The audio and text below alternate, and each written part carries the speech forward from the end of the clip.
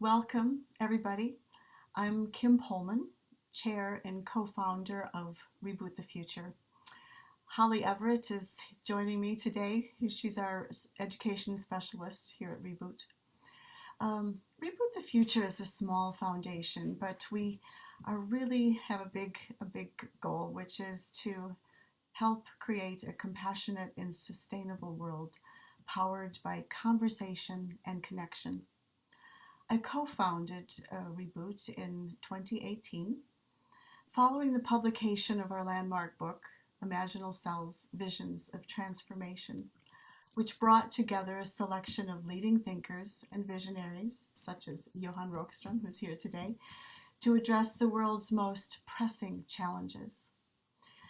The principle underpinning all of our work is what we call the Golden Rule, a modern version: treat others and the planet as you would wish to be treated.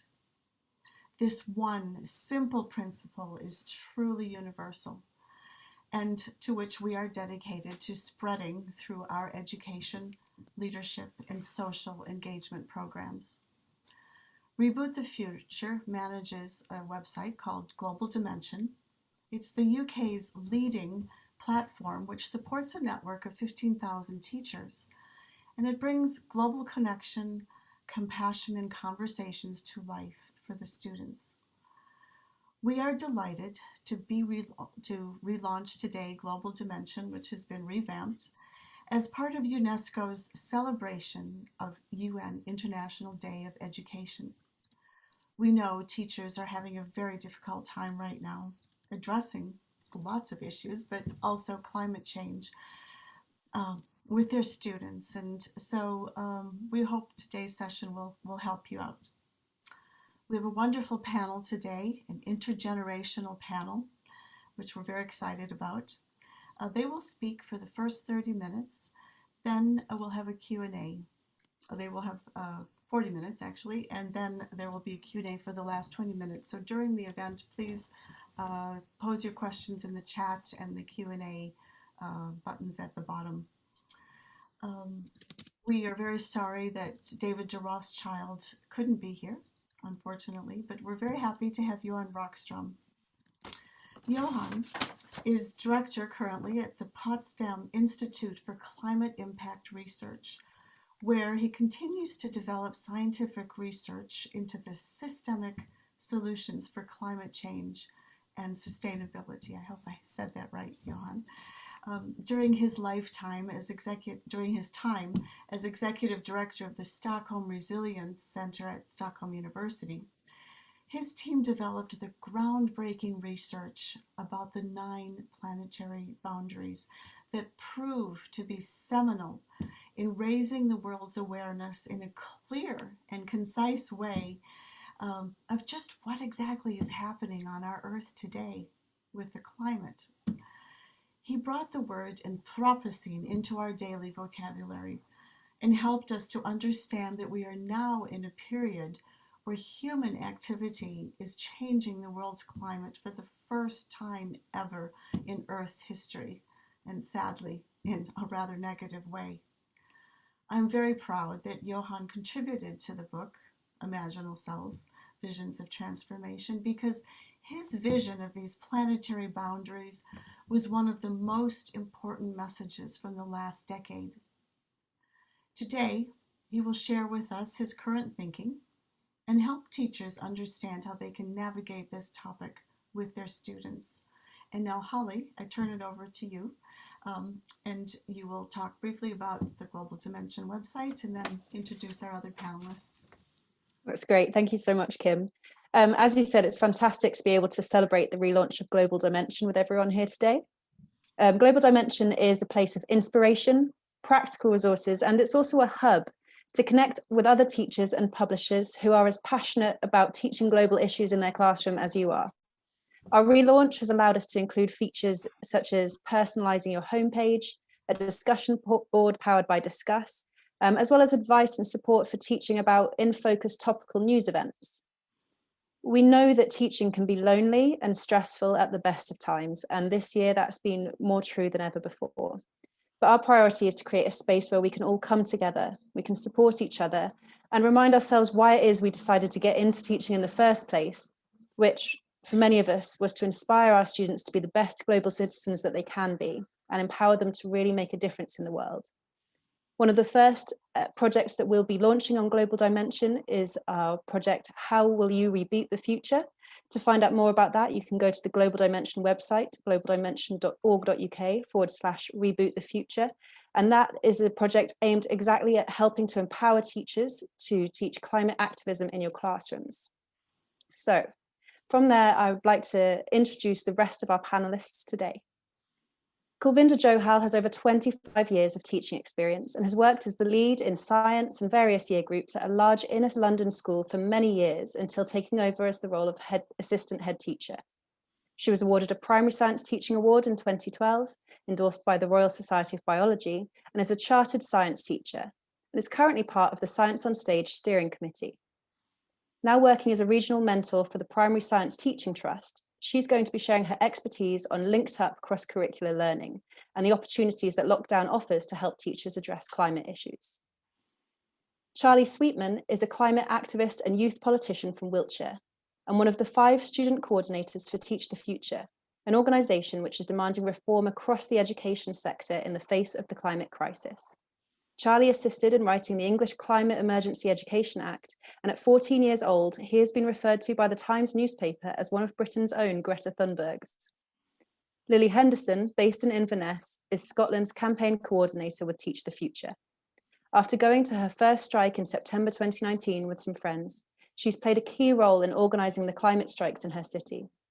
At 16 years old, she's one of Scotland's leading youth campaigners fighting for more education to help tackle the ecological crisis. As Kim mentioned, we would love to hear your questions throughout the event, so please feel free to post them in the chat or the Q&A at any point. And we will be selecting a few people to share their questions with the panel towards the latter half of the event. And now I'm delighted to hand over to Johan as the first to speak. Thank you. Over to you, Johan. Thanks, Holly, and thanks, Kim, and hello, everyone. Wonderful to be here at this really important event. I'll be sharing my screen here for my introduction, and I'd like to kick this off as a scientist to say that what I'll be sharing with you over the next few minutes is the science behind the fact that the climate crisis is decisive for the future of humanity on Earth. So it's about future generations, and you as teachers are also investing in the future of humanity and future generations. So you play such a tremendously important role, and we in the scientific community are up on our toes in nervousness over our future and are at your disposal. And you should never hesitate to knock our doors. And I'll just be walking through a few of those doors that I welcome you to enter if you want to add, so to say, further evidence into your teaching for future generations. And as Kim pointed out, it all starts with what I would argue being the most important message of science to humanity over the last 10 years. We have become our own geological epoch. We're in the Anthropocene. We're today hitting the ceiling of the hardwired processes that keeps the entire planet stable. The scale and the speed and the interconnectivity among this hyper-connected, globalized world is today unprecedented. And we can today say with scientific certainty that even the pandemic is but a predictable and a manifestation of the Anthropocene. In fact, we can today say with unequivocal certainty that we face 3 crises. Ecosystem crisis. It's a zoonosis, which is a spillover of virus from wildlife via domestic animals potentially to humans, and it's the unsustainable exploitation of ecosystems and our planet thereby that raises the risks of these pandemic outbreaks. And we have the climate crisis, which also interacts with the health and ecosystem crisis. So no doubt are we in an urgency point where we need a transformation. Now, all of this boils down to the fundamental relationship to planet Earth. And this is where the golden rule comes in, and the recognition that when Apollo 8 took this Earthrise picture, which has changed and rebooted the minds of astronomers through the entire journey of humans into space, we know that this is what you teachers are kind of trying to inject in terms of our understanding to all those who cannot take the journey to the moon, but who needs the insights to be able to become planetary stewards. Now, this stewardship today has a completely new dimension of relevance and challenge. We know that the planet, our planet, home, has been cycling in a limit cycle over the past 1.2 million years between long glacial cycles, shown here in blue, of roughly 100,000 years, and with intermittent short cycles of 15, 30,000 years of interglacials, the small cycle you see here in the middle. The remarkable thing is that these 6 to 8 cycles we've had are remarkably stable. They are within very limited sea level rise and limited temperature ranges, and they have, through the biological and physical processes, what we can call simply the resilience of the planet, stayed with this very narrow range.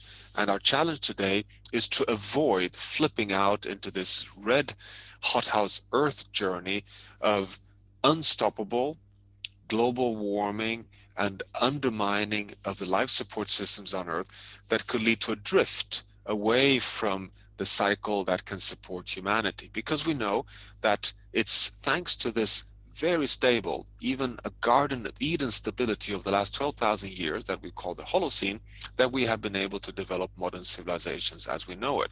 So can you believe it or not, the scientific question in the frontier of science today is the following: are we at risk of destabilizing the planet and pushing ourselves irreversibly in a drift away from a state that can support humanity? It is an existential challenge.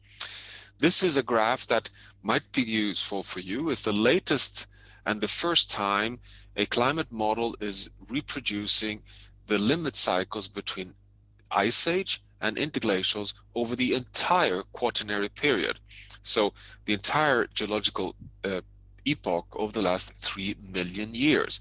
It has the Pleistocene and the Holocene. And what you see here in green is the remarkable fact that from the knowledge we have today, the planet has never exceeded 2 degrees Celsius. That's what you have on the y-axis here.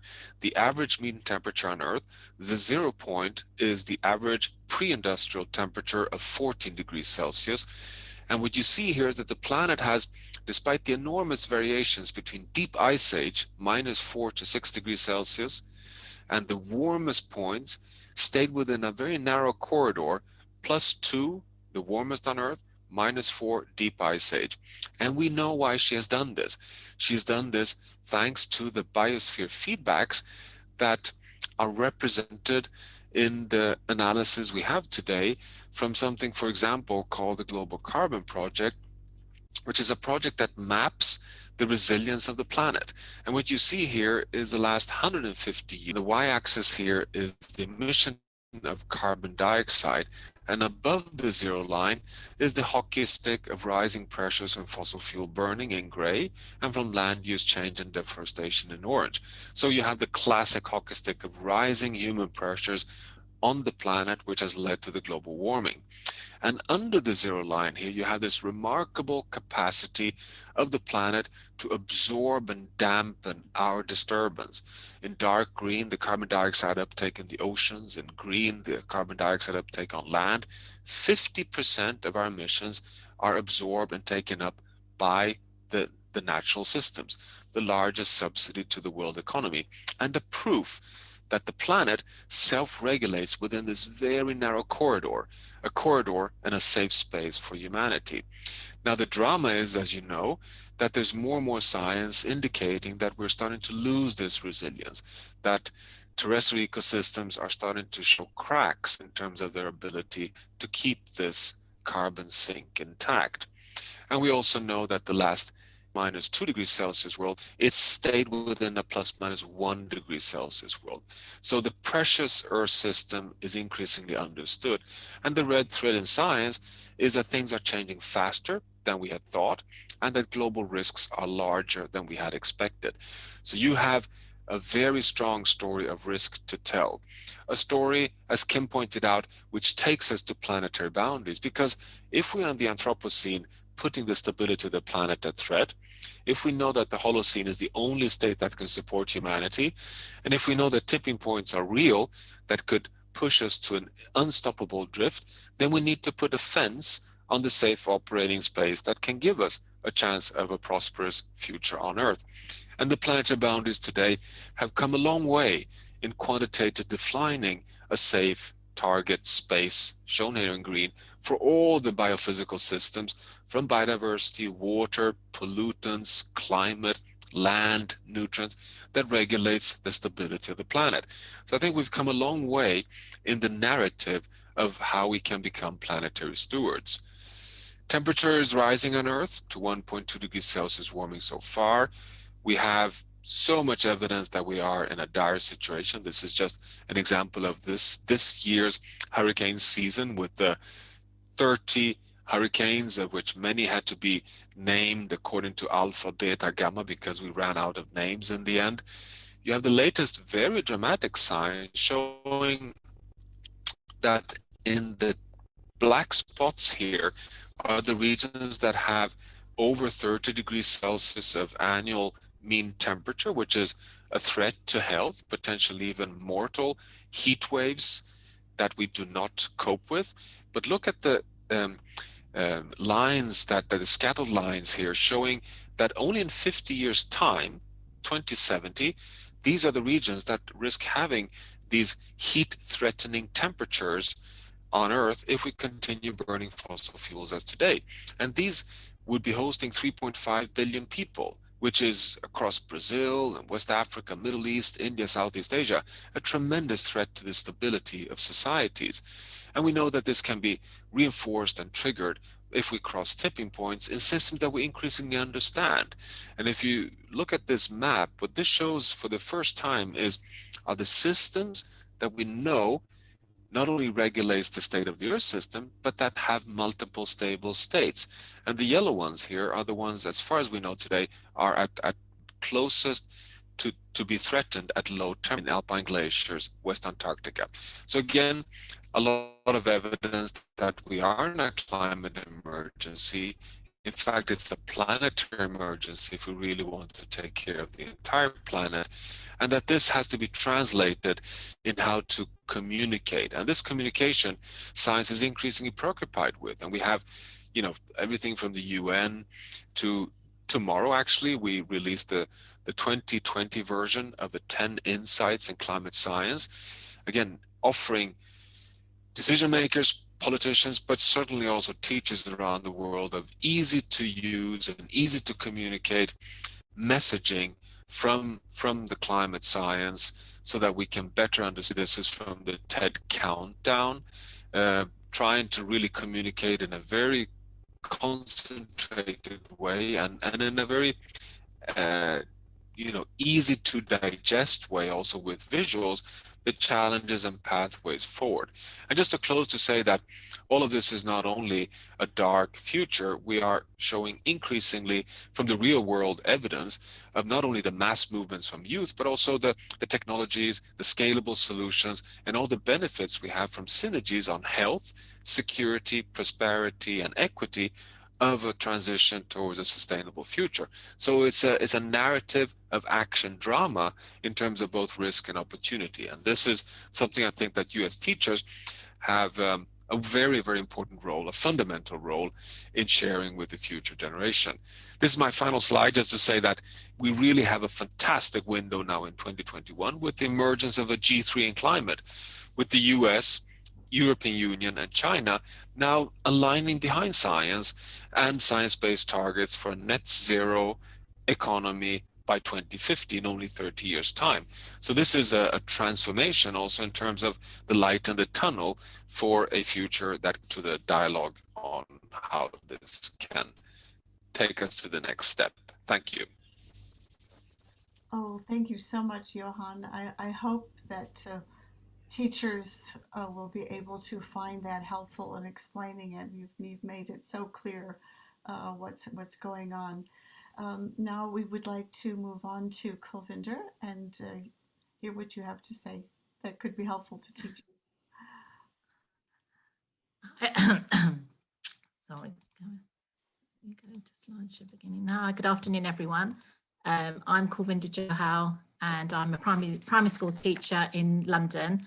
And part of my role as primary school teacher was senior leader. So as the assistant head at my school, my job was looking at the curriculum. And this is where, in primary schools, for instance, climate change, the issue is where does it fall in primary curriculum? And it doesn't have its own set space. So that's one of the problems that teachers face. Where do we put climate change? Where do we put the climate crisis? And as a science leader, obviously, I would be grabbing it and saying, well, we want to spend time on this. It also falls into the geography curriculum. It would also fall into the PHSE curriculum. And you could actually find space in it in literacy and in all sorts of other subjects, in art as well. So it in terms of our primary world, I found I was grabbing it as a science leader and using my science strategy and my science time to engage my pupils with that learning. But that, I think, is a problem that primary teachers face, is where are we going to find the time to teach our pupils about this? How are we going to teach our pupils about this? Do the teachers feel confident in talking about this? And are the pupils going to be able to receive that knowledge as well? So that's how I sort of became involved. In terms of what we can do as teachers, and I'm talking to primary teachers, we need to be able to encourage our children to be better informed about what does that mean? What is the climate crisis? What does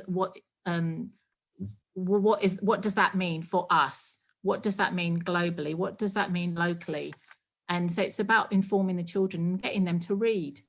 So encouraging them and showing them, sharing books with them, and the books, this is just a very small collection of books that we can read to children who are even age 4 or 5, and a Climate in Chaos, fantastic book talking about the greenhouse effect, and children age 4 or 5, it's at that simple level, so they hopefully can grasp that knowledge and understanding of what are these global issues that Johan spoke about. So it's initially getting the children to think about these problems. What does it mean for me? And thinking about what's going on at my house, in my locality, in my location. And while we're in the pandemic, while we're in the situation that we are in, and pupils are either at home, homeschooling, or there is a small group at school, thinking about what are we doing at home? Are they reading? Are children able to read? Have we given them access to books? As parents, are we providing outlets for them to read? As teachers, are we putting books into their book collection, their online learning? Are we facilitating those books? Have we got those books in our school? Are the children able to access those? At home, getting the children to reflect on that learning as well. So at home, children could be reading, children could also be watching. So I'm assuming lots of children are watching the news, because there's quite a lot of it at the moment, and lots of daily updates. Are they watching The Perfect Planet? Are they taking note of the various programs that we see, the natural programs? And are they making those links with wider issues like global warming, for instance, and the climate crisis, temperature changes, weather patterns, and sort of making those links between geography and science, what they're seeing is happening within their own world. For instance, we talked before the call about snow. Why haven't we had snow in London, in my part of London, as much as in some areas? What is it about here? Is it more polluted here? Is that why the temperature is slightly different here? So making those sort of links between what's going on here in my local area, on my doorstep, and within my house. Getting the children also to observe things that are happening. So we're saying we're recycling at home. Are we actually recycling? Have we got separate bins? Do we follow that through? Things that we would do at school, for instance, are, have monitors to switch the lights off and keeping an eye on energy at school. Are we doing that at home? Is the TV on all the time? Are we turning off lights? Are the lights on of the whole house? Is the heating on all the time? And those sorts of things that we do at school, are we transferring that to the home as well? So in this diagram, what are we doing at home that we could be supporting, you know, in a wider world? If everyone did their bit in their house and in the locality, that would make an impact across the whole world, and getting the children to really think about, you know, my setting, that has an impact on the wider world and the wider world and the wider world. And in terms of making changes, well, if you're seeing something that you don't like, are you empowered to change it? Do you feel at home that you can say to your parents, Mum, why did you throw that in there? We need to throw that in here. Why have you done that? Can we get a separate bin? Can I be responsible for this? And taking the ownership and responsibility, which is something at primary school we encourage our children to be doing. So we are wanting our children to be responsible, to be thoughtful, to be loving, to be caring about their environment. We do that at home. We want children obviously care about their bedroom, their home. They have pride about their locality within the house. They have that hopefully at school. Have they got that about their local area? And then obviously extending that out as the children get older and start to think about those connections to, you know, the wider world and then the whole global world. In terms of COVID and the situation that we are currently in as teachers, we actually have got, we actually, the issue of timing and timetable, that has kind of gone away. So at the moment, the issue, what we have got is some freedom. So I would say to teachers, this is a real opportunity. We have an opportunity here to let our pupils, provide them with some projects, provide them with some independent time. The timetable is a bit more fluid now. It's not so fixed. Yes, the pupils have to have some teaching time, but giving them some time away from the computer where they have a dedicated project, they have a focus, and allowing them to choose that focus so that they have a passion and an interest in it, it is something that we can do during this lockdown period. So setting challenges for the children. They must come up with a presentation. That presentation could be in the form of a PowerPoint. It could be in the form of a piece of artwork. It could be a discussion piece. And the children would need to present in a powerful way, whichever, in a dramatic way. It could be a rap. It could be, you know, something musical. So the pupil gets to show off in their most confident style an issue that is important to them. So thinking about them having that knowledge during this period, building up that knowledge through reading, through watching, through observing, and then being able to showcase their learning through a project. And I've put some examples on here. These are the practical action activities.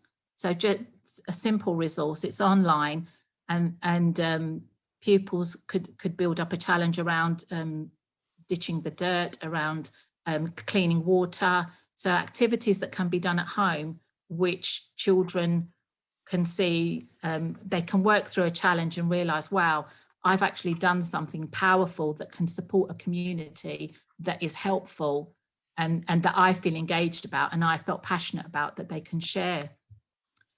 I think Johan mentioned that the global goals, sustainable development. Well, climate change is one of those sustainable development goals, and making the children aware of those goals. What are they? Why are they important? And just seeing that word united means that this is something that's bigger than me and my location and my home. And this is sort of, it's national, it's worldwide, and children being able to, thinking that they can be a part of that, knowing that they can be a part of that, and being aware of what that is, what do they mean? Something else that teachers have, I mean, in my role, I've been advising teachers, and some of the teachers have been asking me, what can we do? What can we do with the children that is a long-term project? So not a one-off lesson. And I think, you know, looking at climate change and the climate crisis is one of those projects where children can sort of delve in and find out for themselves and sort of really be invigorated about, and then report back on. So it really lends itself to the current environment that we're in, because we don't have that school pressure of we've got this subject to do and we've got this one and now we're on to this one and this one. There is that time that the pupils have. There are lots of, there's lots and lots out there that I could talk about. A few of them, a few of the activities and competitions, I've put the links down here. One of them is from the National Farmers Union, and they've got a competition running called Climate Superheroes. So again, it's aimed at primary children and looking at designing a superhero and what would his superpowers be and what would you want him to be able to do. So lots of them, lots of links here, which I'll put into the chat later on. In terms of, sorry, my last thing that I wanted to mention was getting the children to go outside and really do that observing, watching outside. And these are story sticks, which are just simply as the children are walking on a journey, keep making a record of it with a story stick, a journey stick. So they remember what they saw, what they felt like, and connecting with nature and really having that love for nature, which is what we want to instill, so they value our world. So, you done, Kavinder? I'm going to stop there, yes. Well, good. We could devote a whole hour to you. You're so full of ideas and it's so exciting, but I'm glad that you're able to post your ideas and people can, look farther. We do want to hear from our young people who are here, Lily and Charlie. What do you have to suggest to teachers? So hello everyone, my name is Charlie and I'm a campaign coordinator with the Teach the Future UK campaign. So we're a campaign that's focusing on campaigning for systemic reform of the education system around the climate crisis and ecological emergency. So at the moment we're focusing quite heavily on lobbying the government and working on a top-down approach, but since being founded in November of 2019, we have been taking that approach in quite a tunnel visioned manner, I might say, and we've kind of found that hasn't necessarily been working out for us. We haven't been making as much progress as we'd like, or being able to impact or engage the people who our reforms are really trying to encourage as much as we would like. So we are taking a more grassroots approach now, trying to both support teachers and engage students at a grassroots level to be able to support us and also lobbying the government simultaneously. So currently we operate under 3 national asks, and then through our devolution process, our groups in Wales and Scotland each also have an additional ask. So our first ask is for there to be a review of the education system to see how it's currently teaching about the climate crisis. The second is for us to have the climate crisis and ecological emergency as well as sustainability as a general topic, included more in teacher training. And our third ask nationally is for the implementation of climate education bills in each of the 3 nations in the UK we currently operate in, and we're currently developing one in Northern Ireland as well. So we're really working to try and push for that systemic reform, but at the same time also working for a more grassroots approach to be taken, as we see education on the climate crisis not being just something that's taught in one subject in science or in geography. We see it as being something that should be woven like a golden thread, as we say, for every available topic in the education system, as the climate crisis isn't just about taking action on the climate crisis as a scientific issue, it's also one of a social justice matter. So we're trying to ensure that the education on the climate crisis is not only about the science or about a geographical vision upon it, it's an interdisciplinary matter. But what has our campaign been founded on, you might be asking? So I'm going to pass over today to talk a little bit about what work we're doing on a grassroots level and the statistics and research that we have that's backing up our work. Yeah, thanks, Charlie. So as Charlie kind of said, we've been doing a lot more work on our grassroots level, and that's something we're really trying to get across, especially within kind of the past month or so. We're going to try and get more about that across. So one of the things we have been doing is trying to build up a network of teachers, and this would create a space where teachers would be able to engage with each other and have conversations around climate change and the ecological crisis, while also sharing their resources and knowing that they're not alone, because there isn't currently, from my personal experience, there isn't much in the curriculum, and it's really nice to see that there's so many teachers here today trying to make their education better for the pupils, just to get that little bit of climate education, because it's not in there at all at the moment. And from our research, we found that 75% of teachers feel that they haven't had the adequate training to talk about the climate crisis, which it's a ridiculous statistic. For us to be able to learn about the climate crisis, it's so important that our teachers have the skills to also teach us, so they can pass the knowledge on to us, like they do with so many other subjects, whatever that may be. And as a young person, I rely on my teachers, and I'm eternally grateful for all they've done. And I just think it's so important that they also have the space to, with the teaching network, to share the resources and have the conversations that are desperately needed, because I'm 16. I haven't done climate change for 4 years in my school because I didn't take geography as a subject. It shouldn't be the case. It shouldn't be the case. It's so important. We just need it embedded across everything. And we're doing so much more though, like Charlie said, it's not just the network. We've been expanding our campaign internationally and reaching out to other groups around the world to try and ensure that we can make sure that it's not just pupils in the UK that experience, well, hopefully, a good level of climate education. It needs to be worldwide. It needs to be everywhere. And there's so much more. We've got our adult advisory board, which is a group of adults who kindly give up the time every month to help us with our campaign, to advise us on what we're doing, because we're student led. We don't really have that much support from adults. There's the advice they've given us is so valuable, and it's really just made our campaign so much better and ensured that we can make this the best that we can do. Charlie, do you want to pass it back to you? Yeah, definitely. So those are some of the things that we're doing on a grassroots level, but we're also really aiming to run simultaneous work. So we're also able to work at a systemic level as well as a more localised level within schools with governors, teachers and students. So one of the things that we're working on is an international aspect of our campaign, as we've been around for over a year now, and we're really trying to share some of the knowledge and skills and contacts that we've been able to develop as a UK campaign, to be able to support other climate action groups around the world, to be able to establish their own climate education branches, wings of their organisation, because it's not just in the UK that education on the climate crisis isn't prevalent in the curriculum. It is an international issue, and obviously the climate crisis isn't just something that will affect us in the UK. It is something that is currently happening internationally, and we're really trying to ensure that students across the world are adequately equipped with the skills that they require to be able to mitigate the effects of it. So obviously Lily's been mentioning a lot of stuff that we're doing, and a lot of it's launching in the next few weeks. So we'd really like you to be able to keep up with some of the work that we're doing.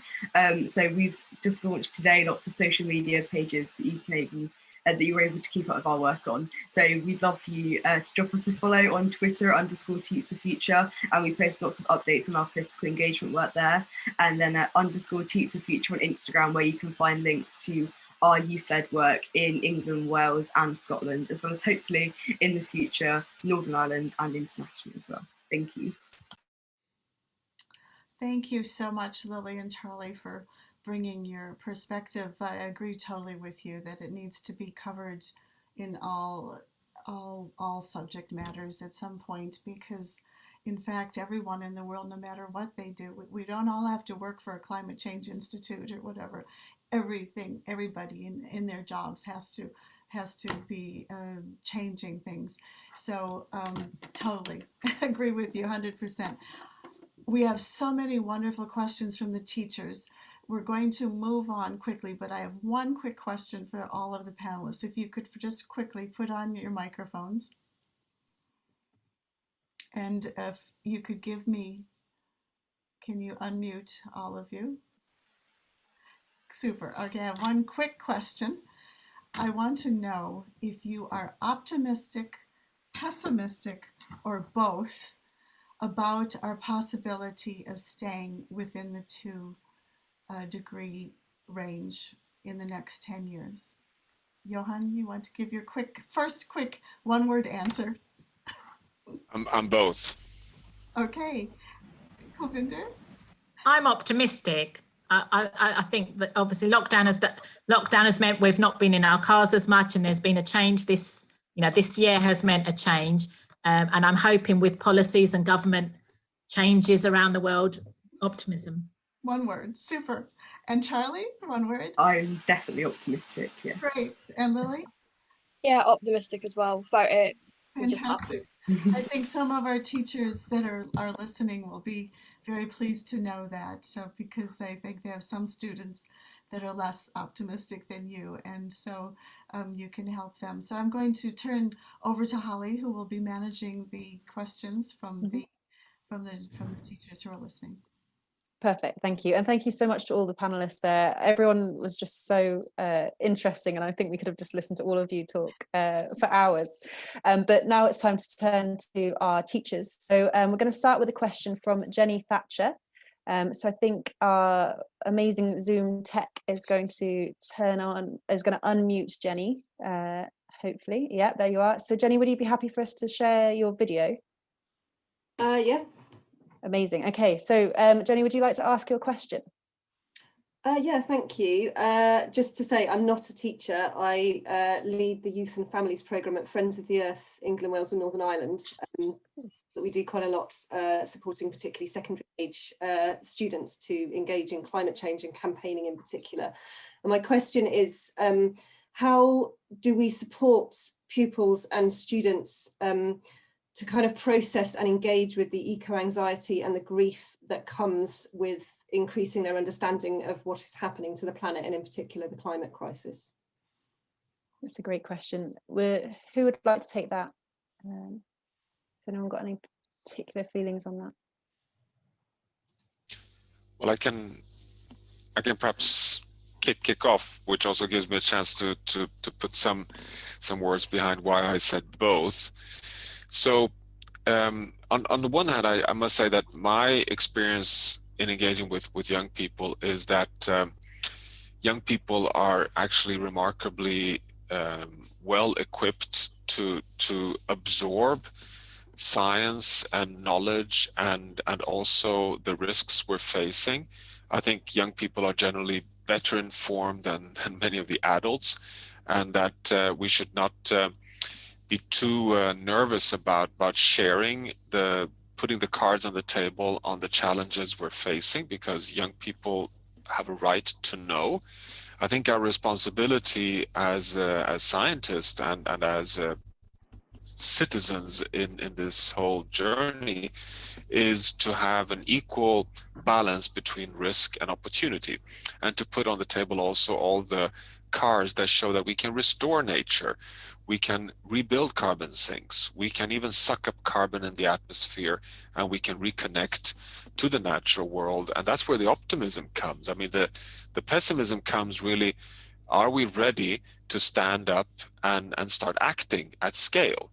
But the optimism is that the planet has proven to be so strong and so resilient that we haven't crossed disastrous tipping points yet. I mean, we're coming a bit too close to them for comfort, no doubt. That's where my nervousness is. But we still have this opportunity of transitioning. And the good news is that the world is kind of rising to this. So I think the challenge for teachers and for all of us is to give the whole story, never to get stuck in only the disaster risks, nor in only giving this impression that this is just some kind of simple downhill journey of a little bit of behavioral change and efficiencies. It's not. It's a structural change of the whole world economy. It's a structural change of our societies. It's a big transition. So I mean, to kind of allow ourselves to put all the complexity, a narrative around the whole story. Great, thank you, Johan. Do any of our other panelists sort of want to quickly sort of jump in on that? Yeah, I agree. Sorry, I agree with Johan on that. Children, I'm talking about primary age children. They are resilient, and obviously we don't want to panic them, we don't want them crying, we want them to feel responsible and feel that they can make change and they can do something. So we're always looking on the positive side, trying to give them that upside of we can do this and we can change, and giving them hope as opposed to the despair. So not that we're not sort of glossing over it, but it's giving them that honesty, being honest, but also telling them we can do something about it. We haven't got to that tipping point, as Johan said. Yeah, fantastic. And yeah, I would totally agree with both of you on that, and also add as well that just allowing young people to have a space to express these feelings and these concerns is so important in helping them to manage anxiety. So, it's not shutting down these feelings, but it's allowing them to express them. And then, as Johan and Kulvinda said, actually then empowering them to say, look, there is hope, and there is stuff that we can do. Fantastic. Okay, so we're going to move on to our next question now, which is from Ellen McHugh. So Miranda is going to turn on Ellen's microphone, and hopefully she will be able to ask the question, which is going to be aimed at Charlie and Lily. So Ellen, over to you. Hello, very, very inspiring, Charlie and Lily. Thank you so much for that. My question is I'm a secondary school teacher. So what types of activities would you say are really successful at encouraging other young people to become as passionate as the two of you are? But also, what type of activities should we avoid as much as we possibly can, because those are the ones that cause that teenage eye roll and actually put them off. I also had a second part to my question, which was how can my young people at my school join your group as well?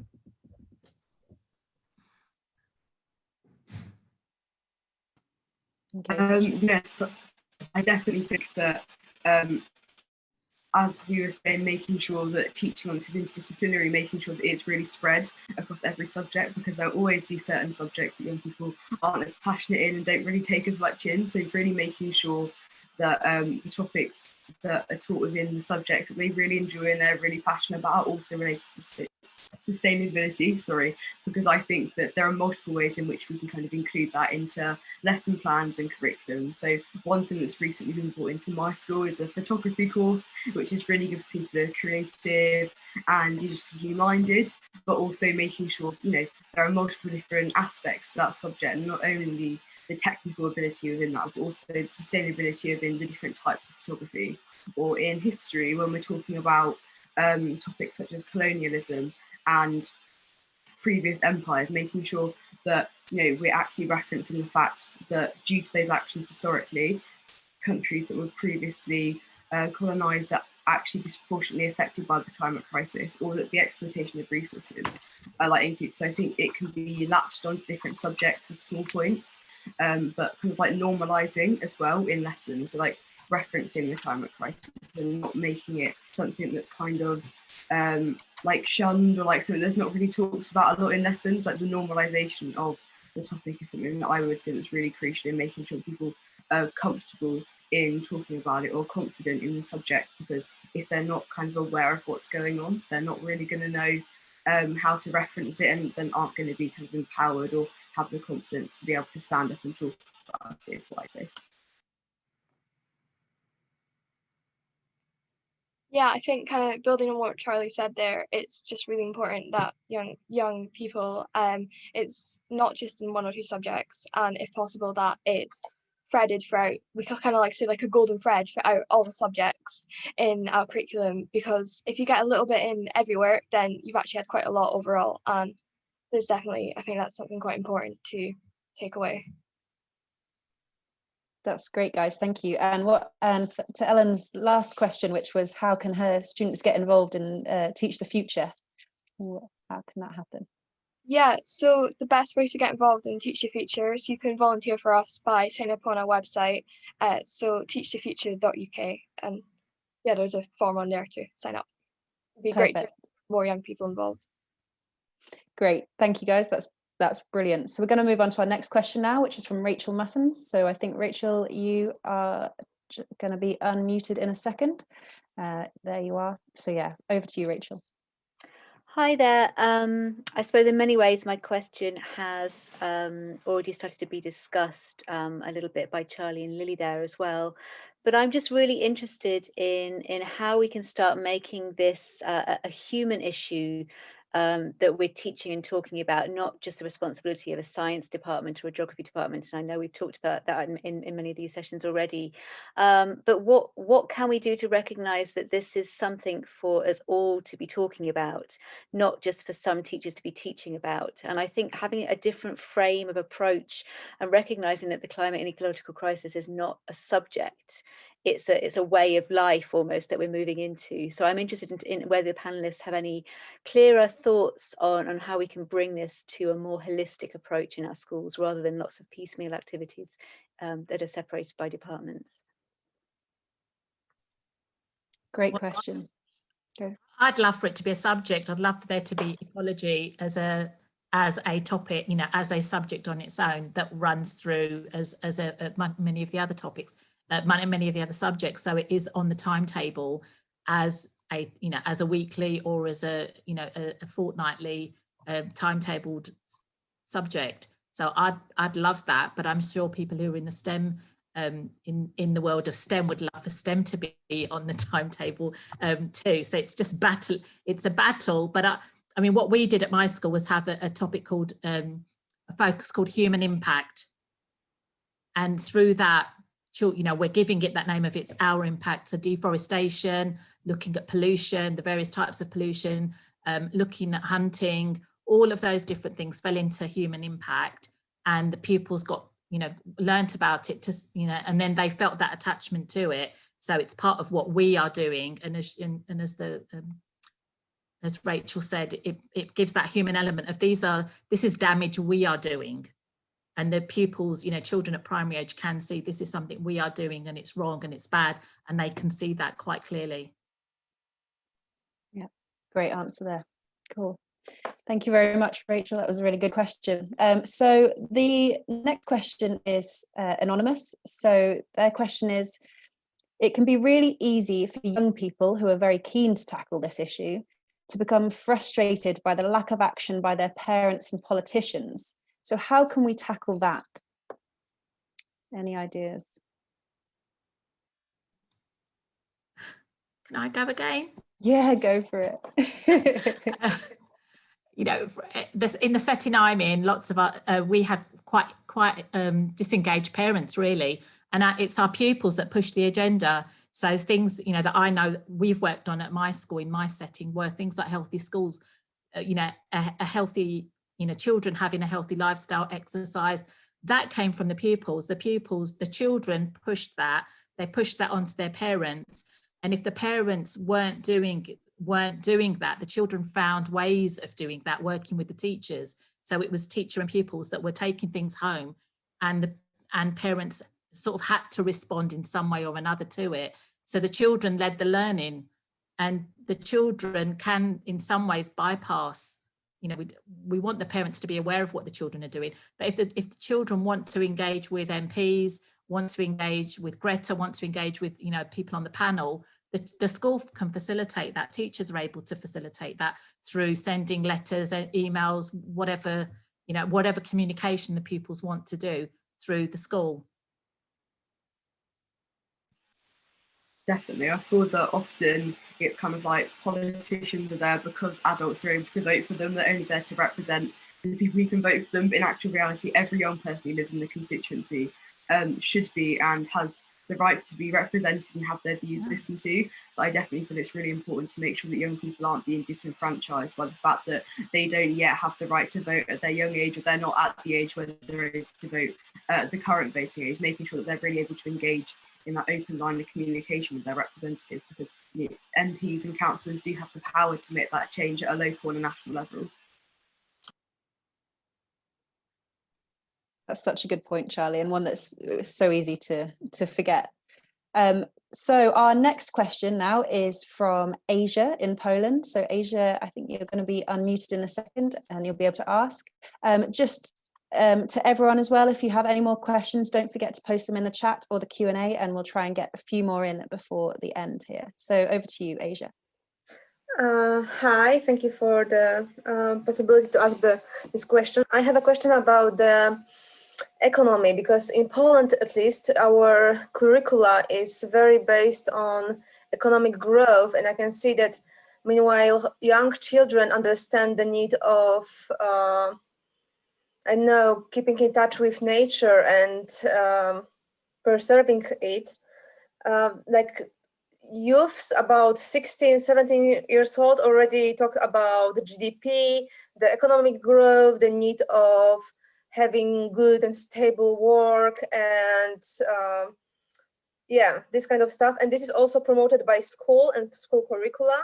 And I'm thinking how we can tackle this problem, how we can talk about the need of economic change, meanwhile curricula is still based on this economic growth. Yeah, thank you. Yeah, Yeah, I that can was have it's a tough one. Go for it, Johan. yeah, I can have a brief stab at that. It's a brilliant question, and it has different entry points, I think, to reflect on. I mean, one is what we have been discussing, that many of you have called for, which I also fully agree with, that climate change and sustainability needs to eat itself across all subjects in school. It's not an environmental or biological or ecology subject on its own. It really cuts across everything that we learn in school or in life.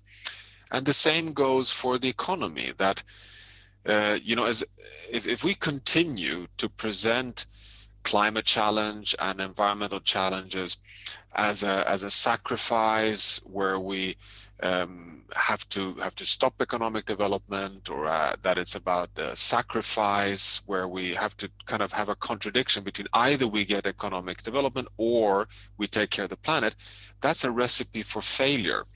The recipe for success, and I should say that this is the way we've been trying to address this for 50 years. For 50 years, there's been an environmental movement that has been very successful and has made major progress, but the success has actually been about environmentalism and about stepping away from modern economic development. And that has created a large part of this antagonism between the two different worlds, economic growth versus sustainability. We show more and more today the evidence that there is no contradiction. And that is what is the really big excitement, that we can see a zero carbon, fully renewable energy future, which is modern, which is based on electric mobility, which is based on circular economies, which is based on us taking responsibility without sacrificing the good life. That does not mean that we are going to have GDP growth, because GDP growth destroys the planet, does not build the planet, but we can see a good economic development in harmony with nature. And I think that's where we're heading. Actually, we're not heading towards, okay, so we're all of us going to stop everything because we have to sacrifice ourselves to take care of the planet. It's about finding a good economy which works in harmony with the planet, and we can see that very, very clearly emerging today. All that said, it doesn't mean that we don't have a massive challenge with the conventional economic growth paradigm. We do, and we need to kind of deviate away from that wrong conventional thinking, where we exploit nature and just create short-term economic benefits for very few people, moreover. But it's just to say that there's a middle ground here, which I think is showing more and more to be the success route, the sustainable economic development. Neither economic growth, GDP, nor stopping everything. And I think youth can play a very important role in kind of spreading that message as well. Great, thank you for that answer, Johan, and thank you to everyone for your questions. Unfortunately, we've run out of time now on taking any more, but it's been fantastic to hear your thoughts and your queries. And I'm going to pass over to Kim just to wrap things up. Yes, thank you so much for your enthusiastic answers and the generosity of the information that you shared with each other, and we will be sure to save that for you. And thank you for spending your time with us. I hope that you found it helpful and informative. Thank you enormously to our panel for giving their time and wisdom and thoughts. I encourage you to connect with all of them on social media. They are all on Twitter, so easy to find. And do go to our website, Global Dimensions, sign up for our newsletters so we can stay in touch with you. And the teachers are especially invited to join the chat, and I can see that you're very good at that and sharing information. So please do join us on the website. And well, I think you can see yes, the address is on the screen there. We have recorded this event and we will put it onto the Global Dimensions website so you can see it there. And have a wonderful evening, and congratulations to the Learning Planet for a wonderful 2-day festival. And well, let's all work to teach our students without fear-mongering about climate change, and turn everybody into an activist, whoever, wherever, and whatever they're doing. Thank you so much for joining.